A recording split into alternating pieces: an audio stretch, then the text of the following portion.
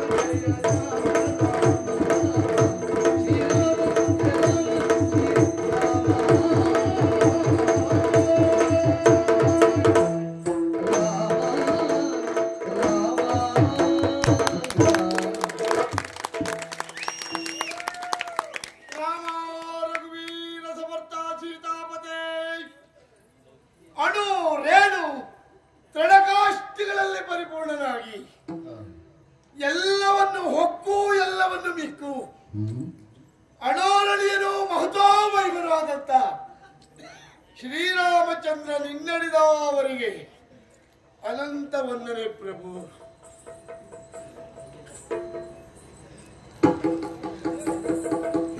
ರಾಮ, ಯಾರು ನಿನ್ನನ್ನು ಅನನ್ಯ ಚಿಂತನೆಯಿಂದ ಚಿಂತಿಸುವರೋ, ಸರ್ವಾರ್ಪಣ ಬುದ್ಧಿಯಿಂದ ಪೂಜಿಸುವರೋ ಅಂತವರಿಗೆ ನೀನಾಗಿಯೇ ಬಂದು ದರ್ಶನದ ಭಾಗ್ಯವೊಂದನ್ನು ನೀಡುತ್ತೀಯ ಎನ್ನುವುದಕ್ಕೆ ಸಾಕ್ಷಿ ನಾನೇ ಅಲ್ಲವೇ ಸ್ವಾಮಿ.